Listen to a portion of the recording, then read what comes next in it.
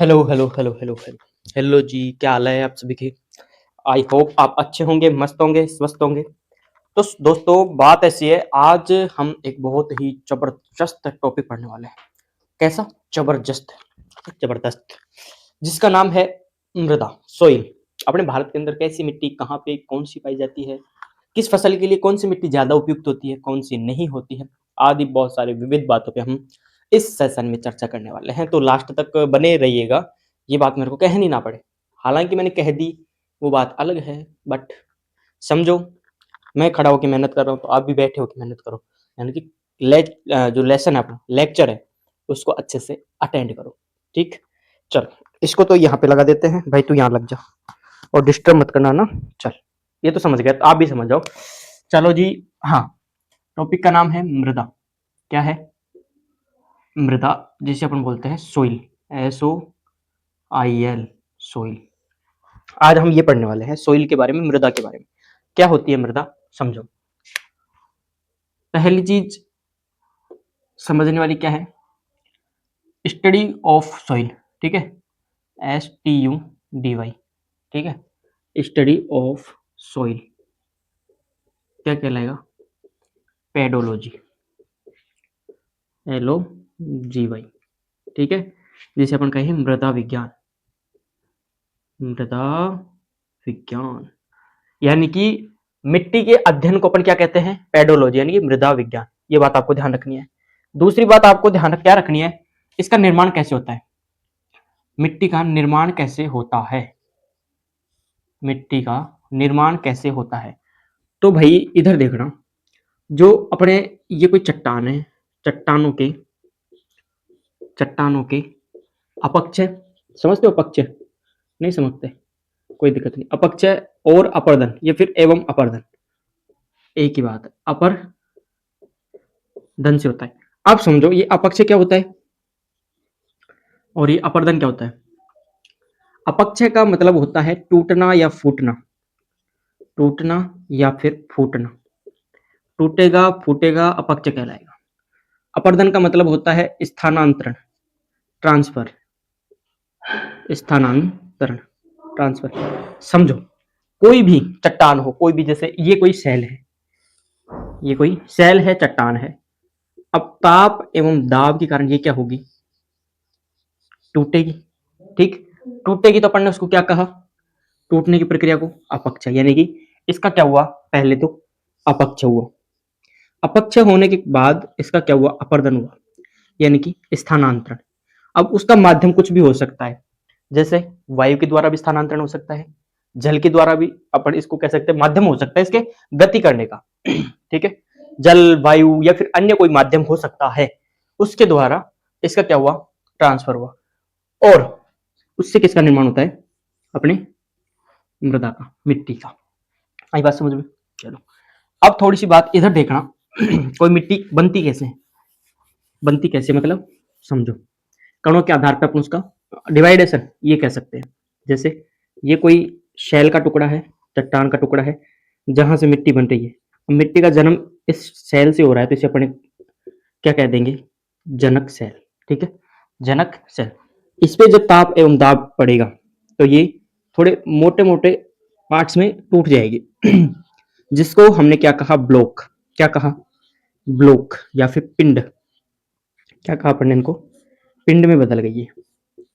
अब इन पे थोड़ा सा दबाव और बढ़ा तो ये थोड़े से और छोटे कणों में टूटने लग गई या परिवर्तित हो गई। फिर इन परिवर्तित कणों को हमने क्या कहा? सैंड या फिर बालू। क्या कहा? बालू में अपने जो डेजर्ट एरिया होता है ना, वहां पे ये इस प्रकार की मृदा पाई जाती है, बालू, जिसमें कण थोड़े से क्या होते हैं? मोटे होते हैं। अब इन पे अगर अपन थोड़ा सा और दबाव डालेंगे तो ये और बारीक कणों में चली जाएगी, यानी कि और बारीक जो कण होते हैं उनमें विभाजित हो जाएगी, परिवर्तित हो जाएगी। ठीक है, जिसको हमने कहा गाद। क्या कहा? गाद। ठीक है, सिल्ट। और दबाव बढ़ेगा तो अंतिम जो इसकी स्टेज होती है, जिसके अंदर ये बिल्कुल बारीक बारीक छोटे छोटे कणों में विभक्त हो जाती है, और उसको अपन बोलते हैं क्ले। क्ले का मतलब होता है चिकनी मिट्टी। चिकनी मिट्टी में बदल गई। स्टेज समझ में? पहले पूरा एक टुकड़ा, ताप दाब पड़ा, ठीक है, जो भी प्राकृतिक प्रक्रियाएं हुई हो गई, उससे मोटे मोटे पिंडों में टूटने लगा। ठीक है, उसके बाद सेम प्रोसेस बालू में चेंज हुआ, उसके बाद गाद में चेंज हुआ, उसके बाद क्ले चिकनी मिट्टी में, है ना। अपन कह सकते हैं अपने सेल से ब्लॉक में, ब्लॉक से सैंड में, सैंड से सिल्ट में, सिल्ट से क्ले के अंदर। ठीक है, प्रश्न यहां से उठेगा ये वाला कि सबसे बारीक कण किस प्रकार की मिट्टी में होते हैं। सबसे बारीक कण किस प्रकार की मिट्टी में होते हैं? तो सबसे बारीक कण किस में मिलेंगे आपको? चिकनी मिट्टी में। अंतिम स्टेज में यही तो है अपने पास, चिकनी मिट्टी। तो सबसे बारीक जो कण होंगे ना, वो अपने को चिकनी मिट्टी में देखने को मिलेंगे। ठीक है, अब अपन इसके अंदर इनका थोड़ा सा संगठन देखते हैं। संगठन जैसे एक बार इसको साफ कर ले, उसके बाद देखेंगे संगठन।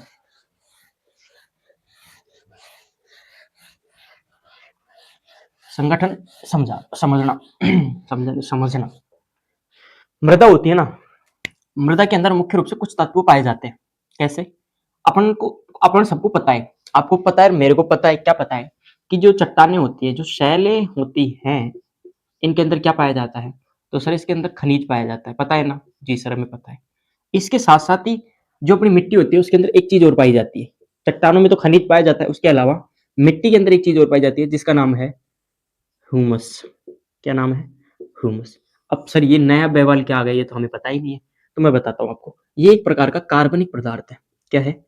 कार्बनिक पदार्थ है। पदार्थ कार्बनिक पदार्थ है। ठीक है, बनता कैसे है ये? तो जो भी हमारे पेड़ पौधे, ठीक है, पेड़ पौधे या फिर जीव जंतुओं के, ठीक है, जीव जंतुओं के सड़े गले अवशेषों से, जंतुओं के सड़े गले अवशेषों से इसका निर्माण होता है। सड़े गले अवशेषों से इसका निर्माण होता है। आई बात समझ में? ह्यूमस का निर्माण किससे होता है? पेड़ पौधे या फिर कोई जीव जंतु। ठीक है, जो भी जीव जंतु, समझ रहे हो आप, उनके सड़े गले अवशेष। जैसे कोई जीव है, मर गया, धीरे धीरे क्या होगा, वो मिट्टी में मिल जाएगा। किस में मिल जाएगा? मिट्टी में मिल जाएगा, और उससे किसका निर्माण होगा? ह्यूमस का निर्माण होगा। यानी कि मुख्य रूप से पोषक तत्व कौन से हैं? एक तो खनिज, विविध प्रकार के खनिज पाए जाते हैं मिट्टी के अंदर। ठीक है, अलग अलग प्रकार की मिट्टी में अलग अलग प्रकार के खनिजों की विविधता देखने को मिलती है अपने को। ठीक है, और एक मुख्य कारक आता है ह्यूमस। ह्यूमस समझ में आया क्या है? तो सर ह्यूमस एक कार्बनिक पदार्थ है। ठीक है, बनता कैसे है? पेड़ पौधे जीव जंतुओं के जो भी कह सकते हैं सले गले, जो भी सड़े गले अवशेष होते हैं, उनसे इसका निर्माण होता है। ठीक है, गाना नहीं सुना, तेरी मिट्टी में मिल जाऊं, मिट्टी में मिलेगा ह्यूमस बनेगा, मिट्टी में मिलेगा तो ह्यूमस बनेगा। ये बात आपको ध्यान रखनी है। चलो आगे देखें, आगे देखते हैं। पहले की बात बताऊं ना आपको, बहुत पहले की, तो पहले दो ही प्रकार की मिट्टियां मानी जाती थी भाई साहब। हमको नहीं आते चोचड़े भाई, हमारी तरफ से तो दो ही प्रकार की मिट्टी है, या तो उपजाऊ भाई, एक तो होगी उपजाऊ मिट्टी और एक होगी बंजर मिट्टी। बस, एक उपजाऊ एक बंजर, जिसे अपन ऊसर भी बोलते हैं, ऊसर मिट्टी। बाकी हमें नहीं पता किस प्रकार की मिट्टियां होती, हमें नहीं पता। एक उपजाऊ और दूसरी बंजर भूमि। किंतु ICAR, एक संस्था का नाम है ICAR, ये नाम ध्यान रखना है आपको, बहुत इंपॉर्टेंट है। पूरा नाम क्या है? भारतीय कृषि अनुसंधान परिषद है। भारतीय कृषि अनुसंधान परिषद है। भारतीय कृषि अनुसंधान परिषद, ये एक संस्था है भारत के अंदर। क्या करती है ये? तो पहले इसका गठन देख ले, इसकी स्थापना देख ले। तो इसकी स्थापना होती है 1929 में, 1929 में। मुख्यालय हेडक्वार्टर की अगर अपन बात करें तो दिल्ली के अंदर इसका क्या है? हेडक्वार्टर है। इतनी बातें बता रहे हो इसके बारे में, काम क्या है ये तो बताओ ना। तो काम सुनो इसका, ICAR है, ICAR, भारतीय कृषि अनुसंधान परिषद जो है, वो क्या किया उसने, क्या योगदान है उसका, अपन क्यों पढ़ रहे हैं इसको। ठीक है, पहले आपको स्थापना ध्यान रखनी है, मेरे साथ बोलो। 1929 में इसकी क्या हुई? स्थापना हुई। मुख्यालय कहाँ है इसका? दिल्ली के अंदर। अब इसका काम सुनना, इसने अपने भारत की मिट्टी है ना, संपूर्ण भारत के अंदर इसने जांच की। ठीक है, मिट्टी है उसकी क्या की? जांच की। और इसने अपने कंप्लीट इंडिया, संपूर्ण भारत की जो मृदाएं हैं, उनका वर्गीकरण किया। किसके आधार पे? रंग के आधार पे, ठीक है, भौतिक गुणों के आधार पे, रासायनिक गुणों के आधार पे, आदि बहुत सारे आधारों को लेकर इन्होंने भारत की जो मिट्टी है, संपूर्ण भारत की मिट्टियों को कितने भागों में बांट दिया? 8 भागों में बांट दिया, ठीक है। तो अपन आईसीएआर के द्वारा जो मिट्टियों के प्रकार बांटे गए हैं 8, उनको 8 को पढ़ने वाले हैं, ठीक है। उससे पहले ये उपजाऊ मिट्टी, ये बातें अपने को वैसे ध्यान रखनी है। भाई प्राचीन लोगों को क्या होता, एक मेथड होता था, भाई हम नहीं जानते, एक तो पढ़ा लिखा और एक अनपढ़, दो कहानी है ना, दो बातें हैं, एक पढ़ा लिखा और एक अनपढ़। अब पढ़ा लिखा कोई भी हो, हमें उससे मतलब नहीं, चाहे बीए कर रखी हो, चाहे 12वीं पास हो, चाहे एमए कर रखी हो, चाहे और कोई पीएचडी वाली डिग्री कर रखी हो, चाहे सरकारी नौकरी हो, हमें कोई मतलब नहीं। एक तो पढ़ा और एक अनपढ़ा, है ना, यही चीज है इसमें। पहले ये मानते थे एक उपजाऊ, अब हमें नहीं पता, हमें इससे मतलब नहीं है कि पोटास कम है या ज्यादा है, नाइट्रोजन कम है या ज्यादा है, ह्यूमस की मात्रा कम है, ठीक है, फास्फोरस ज्यादा है, उससे हमें कोई लेना देना नहीं है। हमें इतना पता है एक उपजाऊ और एक बंजर, जहां पे अच्छी प्रकार से फसल होगी वो उपजाऊ कहलाएगी, जहां नहीं होगी वो बंजर कहलाएगी, बस। किंतु आईसीआर आता है 1929 में, ठीक है। इसने भारत की जो मिट्टियां हैं उनको कितने भागों में विभक्त किया? 8 भागों में, ठीक है। 8 भाग देख ले एक बार शॉर्ट में। एक आती है जलोढ़ मृदा, पीली लाल मृदा, काली मृदा, लेटराइट मृदा, पर्वतीय मृदा, मरुस्थलीय मृदा, लवणीय क्षारीय मृदा और जैविक में पीट मृदा, ये इनके नाम है, ठीक है। अब अपन एक एक को पढ़ेंगे, ये मत बोलना यू लाइन खींच खींच के छोड़ दिया, पढ़ा तो रानी, तो अपन उसको क्या करेंगे, अलग से पढ़ेंगे, है ना। चलो जी, ये थोड़ी थोड़ी क्या थी, आउटलाइन। एक प्रकार से किसी भी चीज को शुरू करने से पहले उसकी भूमिका बनानी चाहिए, तो वो भूमिका बना रहा था इतनी देर से। पर यहाँ से भी प्रश्न उठता है, इस भूमिका को हल्के मत लेना, ये भूमिका तुम्हें हल्के में ले लेगी, ठीक है। भूमिका किसी लड़की का नाम नहीं, ये भी सोच, बात को ध्यान रखना, ठीक है। चलो जी, पहले नंबर पे देखें अपन, पहले पे आती है जलोढ़ मृदा। पेन पेपर साथ रखा करो और चीजें नोट डाउन किया करो। कौन सी मृदा? जलोढ़ मृदा। इसके बारे में बात आपको ध्यान रखनी है, सबसे ज्यादा अपने भारत में यही पाई जाती है, सर्वाधिक पाई जाती है। और कितनी पाई जाती है? सर्वाधिक पाई जाती है 43%, 43%, लगभग, यहाँ लिख दूं इसके आगे लगभग 15 लाख वर्ग किलोमीटर में, 15 लाख वर्ग किलोमीटर एरिया में, ये फैली हुई है, ठीक है।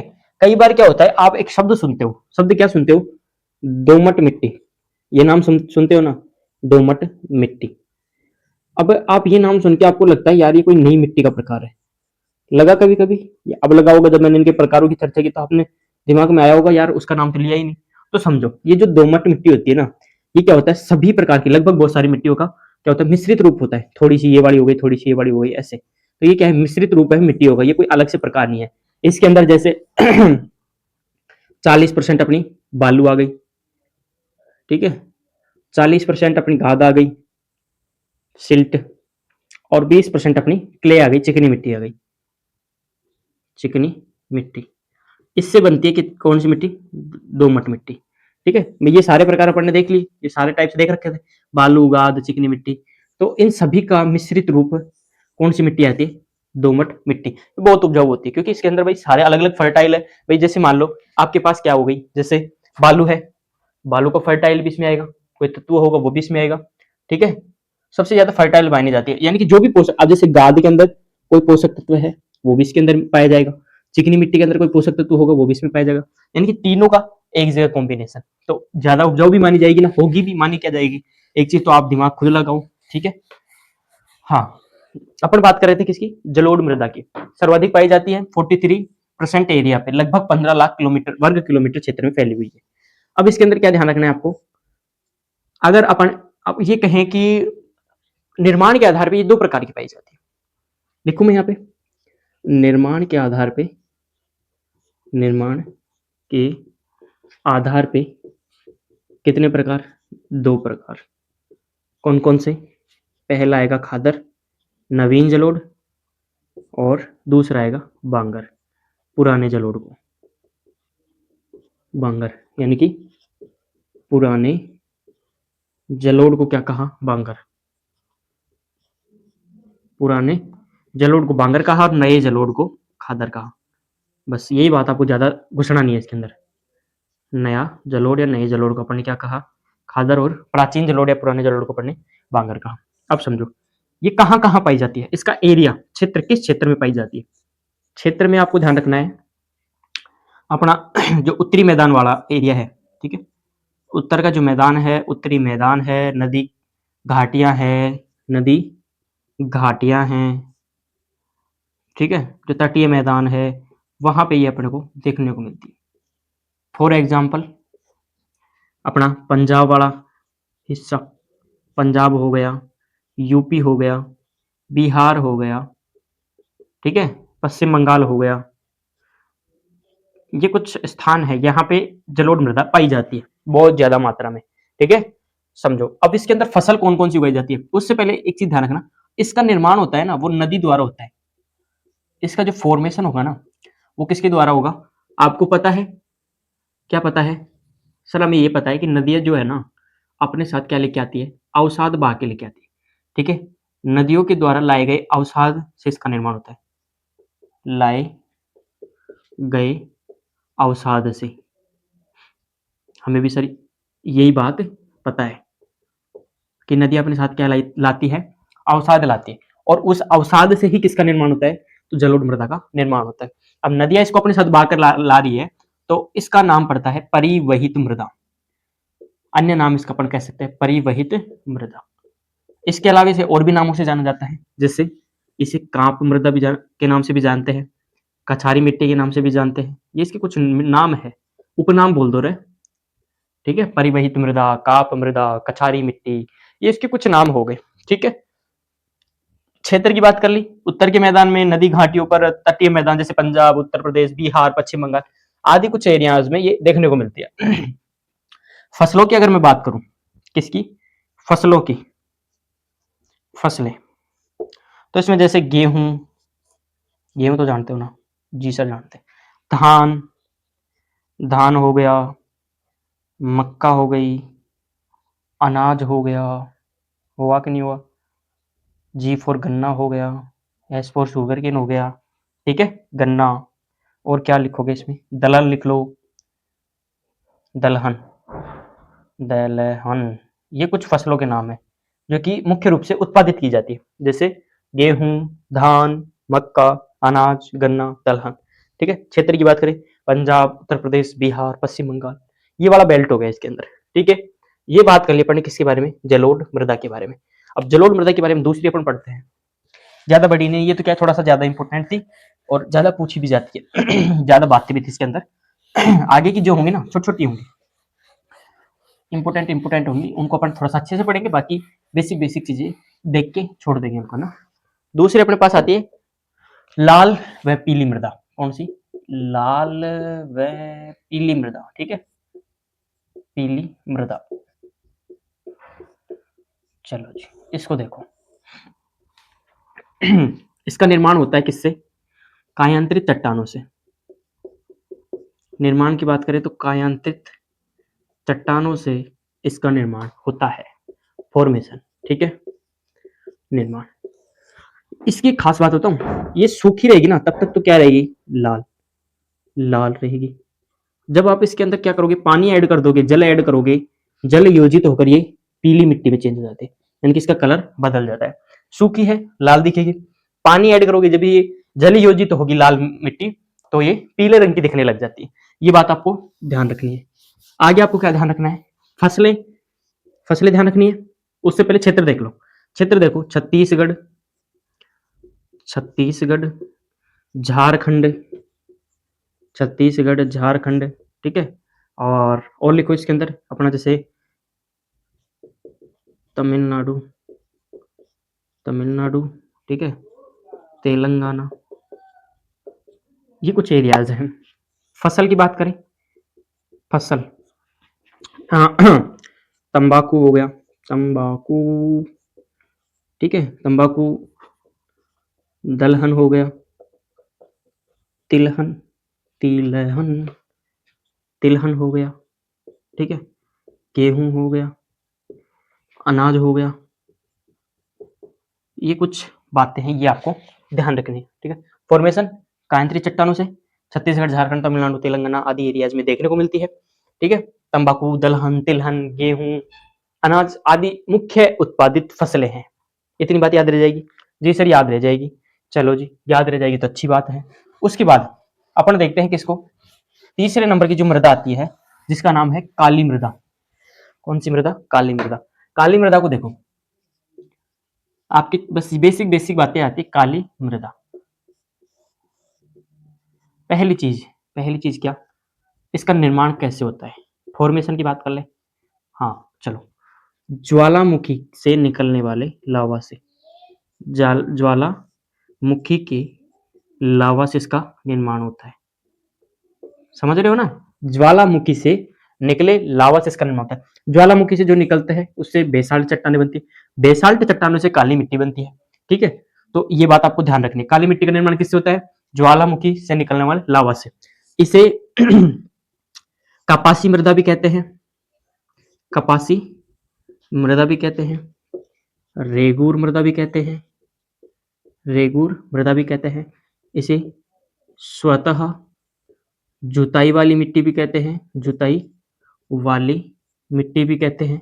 ये इसके कुछ नाम हैं, कपासी मृदा, रेगूर मृदा, स्वतः जुताई वाली मिट्टी।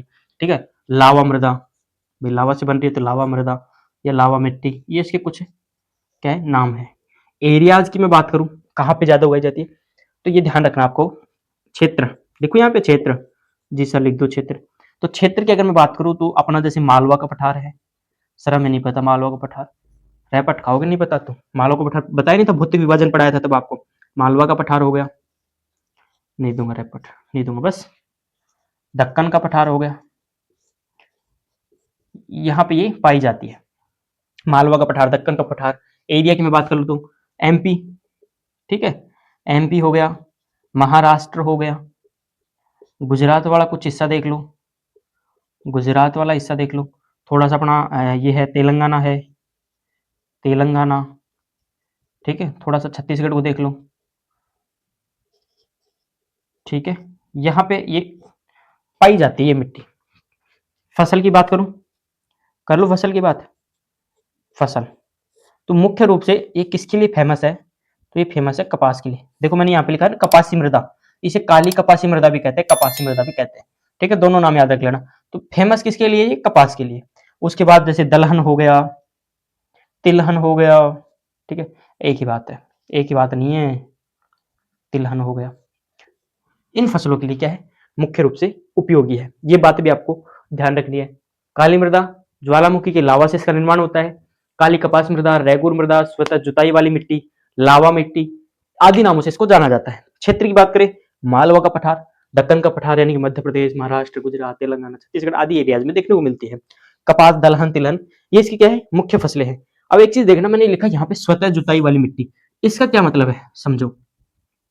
ये जब सूखी होती है, सूखी क्या होती है, ये जब सूखी होती है तब तक तो ठीक है। अब जैसे ही इसके अंदर अपन ने क्या मिलाया, पानी मिलाया, पानी मिलाते ये क्या हो जाएगी, चिपचिपी हो जाएगी। क्या हो जाएगी, चिपचिपी, चिपचिपी हो जाएगी। ठीक है, अब चिपचिपी हो जाएगी ना, अब इसके अंदर जुताई नहीं हो सकती। काली मिट्टी की ये बहुत बड़ी खास बात है। अगर ये सूखी है तब तक तो अगर आप इसमें जुताई वगैरह करो तो कर सकते हो। अगर इसमें गलती से बारिश हो गई, बारिश का पानी लग गया, तो ये क्या हो जाएगी, चिपचिपी हो जाएगी और इसमें जुताई नहीं होगी। क्या नहीं होगी, जुताई नहीं होगी। अब सुनना आगे वाली बात, ये जब सूखती है, धीरे धीरे इसका पानी सूखता है, तो इसके अंदर बड़ी बड़ी दरारें पड़ जाती है, बड़ी बड़ी दरारें पड़ जाती है। देखा है कभी आपने काली मिट्टी आपके क्षेत्र में हो, तो वो जब बारिश वगैरह के अंदर भीग जाए, फिर जब वो सूखती है तो उसके अंदर बड़े बड़े दरारें पड़ जाती है, गड्ढे हो जाते हैं। उन दरारों से ऐसा लगता है कि यार इसकी तो पहले से किसी ने जुताई कर दी, हल चला दिया कोई पहले से इसके अंदर, तो इसलिए इसे बोलते हैं स्वतः जुताई वाली मिट्टी। ठीक है, सूखने के बाद इसके अंदर बड़ी बड़ी दरारें पड़ जाती है, जिस कारण से लगता है ऐसा कि इसकी किसी ने जुताई कर दी है। आ रही है बात समझ में? चलो जी आगे चले, चलो जी आगे चलते हैं। नेक्स्ट अपन पढ़ते हैं, एक मिट्टी का प्रकार आता है लेटेराइट मृदा। कौन सी मृदा, लेटेराइट मृदा। इसकी उत्पत्ति की अगर मैं बात करूं तो जो लेटेराइट जो शब्द है वो लेटर शब्द से आता है, और जिसका अर्थ होता है ईंट। लेटर का अर्थ क्या होता है, ईंट होता है। पंखा चला लेते हैं, है ना। लेटेराइट मृदा, लेटेराइट मृदा, ठीक है। उत्पत्ति लेटर शब्द से होती है, अर्थ जिसका क्या होता है, ईंट। इसका रंग भी क्या होता है, लाल होता है, और उसका कारण क्या है, लौह ऑक्साइड की उपस्थिति, लोह ऑक्साइड की उपस्थिति, यानी कि उस मिट्टी में लोह ऑक्साइड होने के कारण क्या है, वो लाल रंग की प्रतीत होती है। जैसे अपन ने लाल और पीली मिट्टी पढ़ा था ना, भी उसका लाल होने का कारण भी क्या है, वही लोह ऑक्साइड की उपस्थिति। सेम कहानी है, वहां भी नोट कर सकते हो इस चीज को। ठीक है भाई। इसका निर्माण कहाँ होता है, फॉर्मेशन की अगर मैं बात करूं, इसका निर्माण निर्माण आपको ध्यान रखना है, जहां पे 200 सेंटीमीटर से अधिक क्या हो, वर्षात हो, वर्षा हो, और 30 डिग्री सेल्सियस से अधिक क्या हो, तापमान हो, वहां पे इस प्रकार की मिट्टी का क्या होता है, निर्माण होता है। याद रह जाएगी ये बात? जी सर, याद रह जाएगी। अब समझो इसके क्षेत्र कौन कौन से हैं।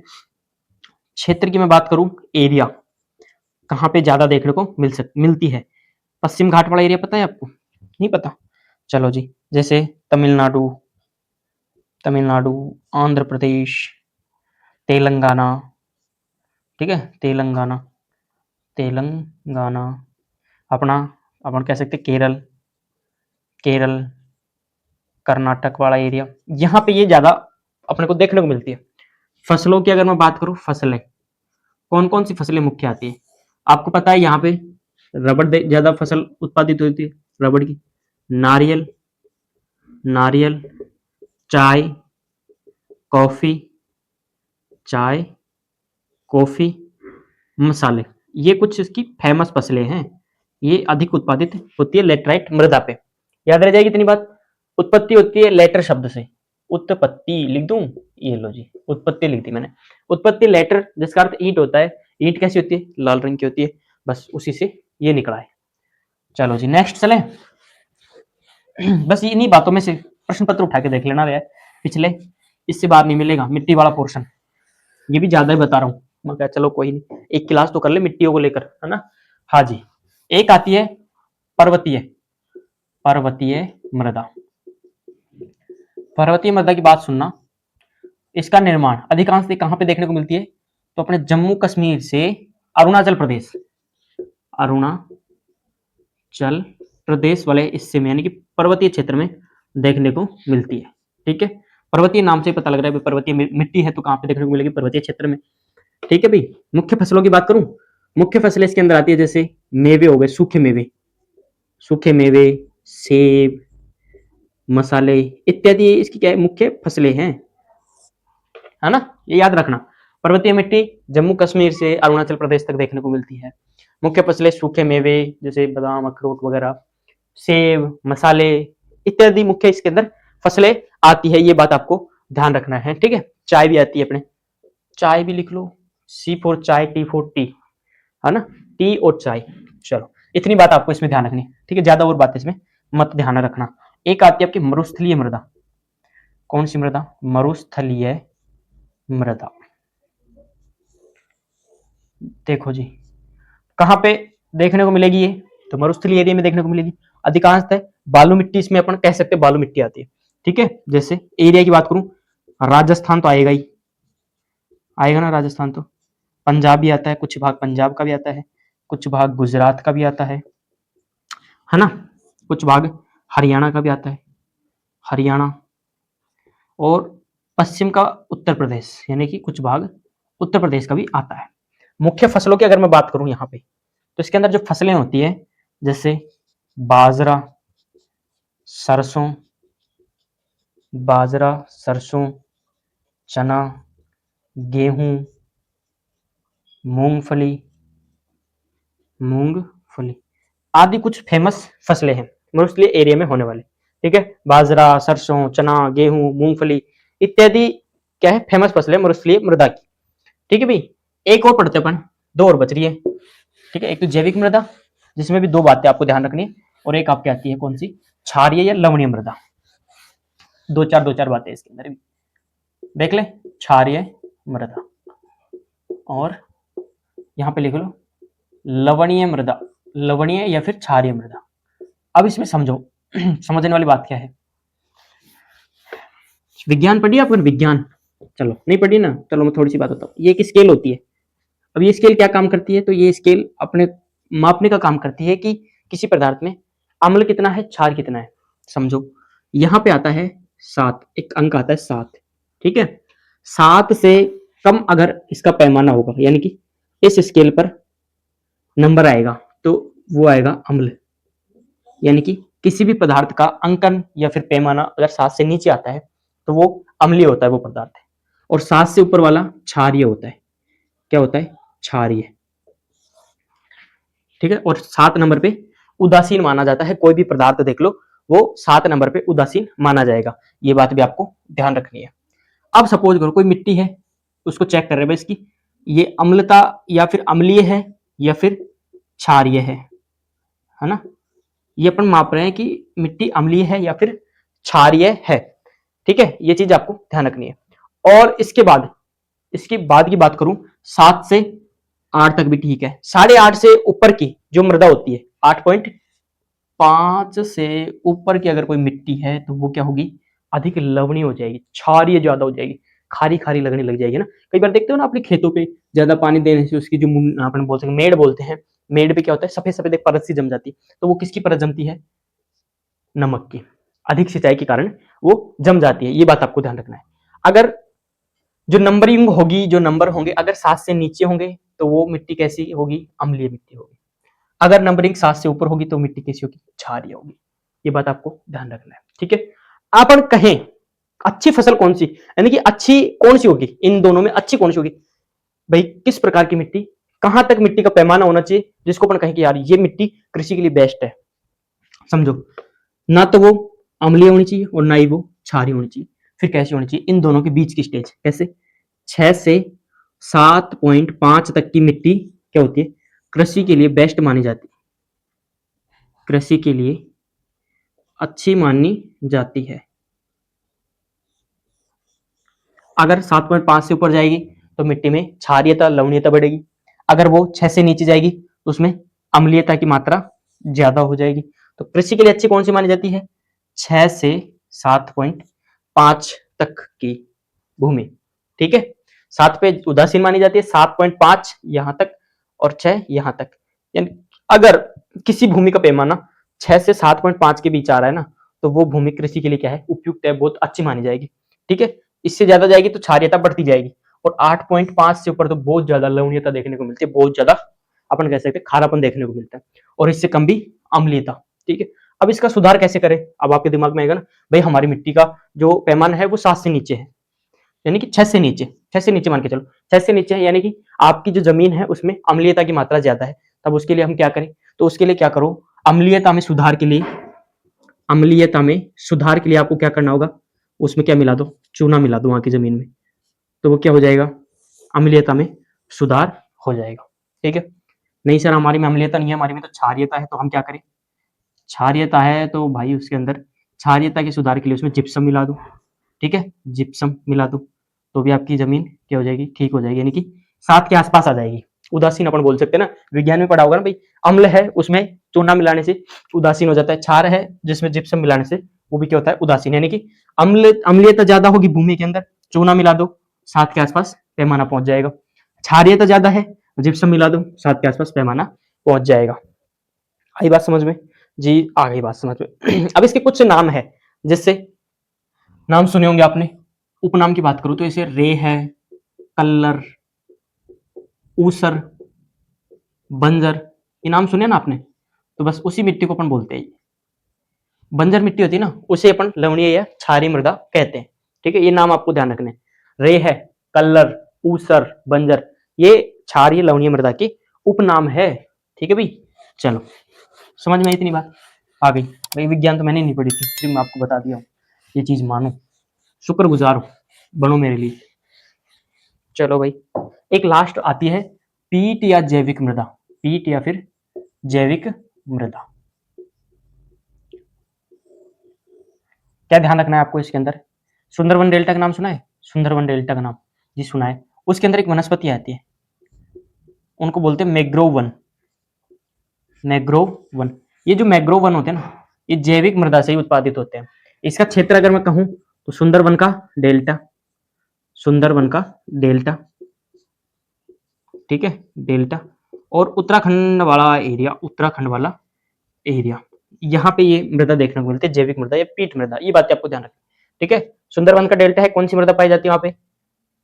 अपने पीट मृदा, जैविक मृदा, उसमें कौन से वन उत्पादित हो रहे हैं? मैंग्रोव वन यहाँ पे उत्पादित हो रखे हैं। बस ये 2 बातें उसके अंदर आपको ध्यान रखनी है। इसी के साथ जो हमारी मृदा वाला टॉपिक था वो होता है कंप्लीट। चाहे अगर आपको लगे भाई यार चीज कम है तो एक बार इससे रिलेटेड आपके लेवल के, आपके एग्जाम में आने वाले प्रश्न लगा के देखना, इससे बाहर शायद ही कोई प्रश्न चला जाए तो चला जाए, वरना नहीं जाएगा। ठीक है, जो आपका लेवल था उससे थोड़ा सा ज्यादा बताने का मैंने प्रयास किया है। फिर भी कोई चीजें छूट जाए तो बता देना, दोबारा बता देंगे। ठीक है, कोई बड़ी इश्यू वाली बात नहीं है। तो मिलते हैं नई कक्षा में एक नए टॉपिक के साथ। क्लास कैसी लगी ये जरूर बताना, बताते नहीं हो यार आप। ठीक है, ताकि हमें तो पता लगे, फीडबैक तो मिले ये कैसा चल रहा है कैसा नहीं चल रहा है। तो मिलते हैं नई कक्षा में, तब तक के लिए जय हिंद जय भारत।